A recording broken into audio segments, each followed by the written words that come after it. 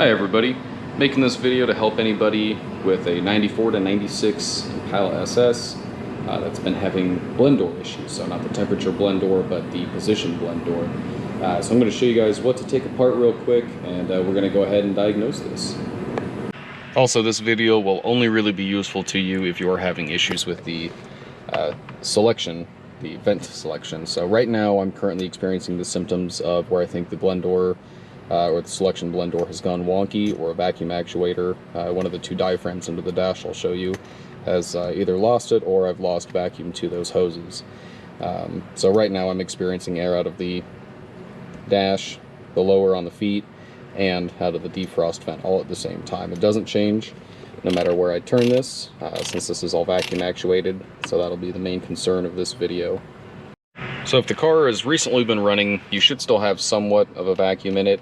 And generally whenever you do turn the selector switch on where you want the air to be placed, or with the AC on or off, you should hear a small hissing sound. That's normal.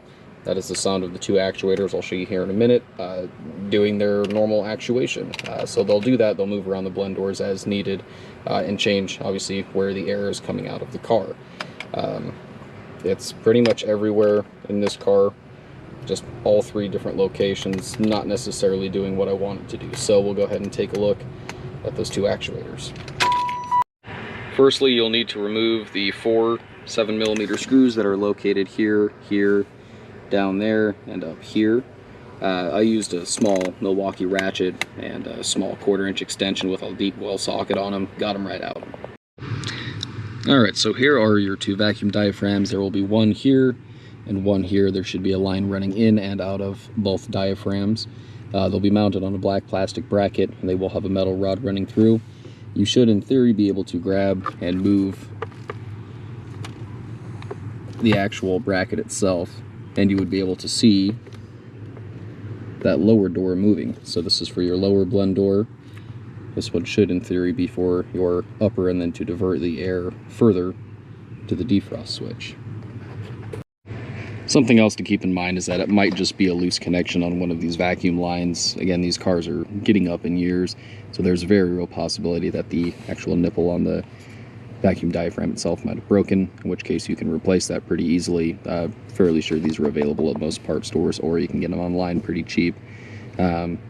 Either that, or it does trace back into the loom on the passenger side of the intake manifold in the engine bay. But we're going to go ahead and do our due diligence and see if we can either figure out if it's a bad diaphragm down here before we go ahead and start pulling the loom apart in the engine bay, and I have to take fuel rail covers off and shit, and we'll go ahead and see, just diagnose this the proper way.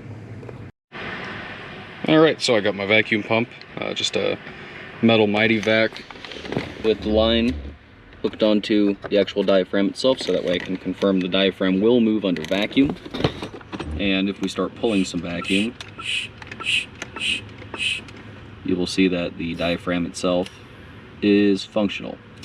So I ended up putting one of the barbed nipples into this to see if I could pull vacuum off of this hose, and it wouldn't hold anything. So this will be our next culprit, so we'll go ahead and find a diagram online real quick of how these vacuum hoses are routed, and we'll go ahead and start disassembling stuff underneath the hood and see if we can find a broken nipple or a broken plastic line to this.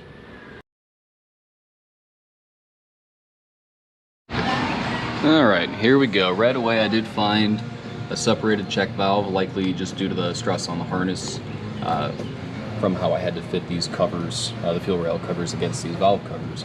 But this looks to be a promising lead, so we'll go ahead and vacuum test this. I'll plug this up and vacuum test it from the inside.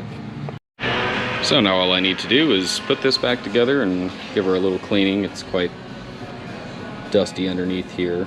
I haven't cleaned the engine bay for a while, so yeah, hopefully this helps somebody.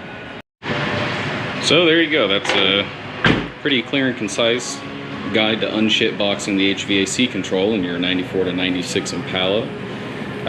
Again, sometimes it might be your diaphragm seized up, you have a leak in a vacuum hose somewhere, in which case, good luck trying to find that vacuum hose and dig it all the way through the dash, because I've heard that's a pain in the dick.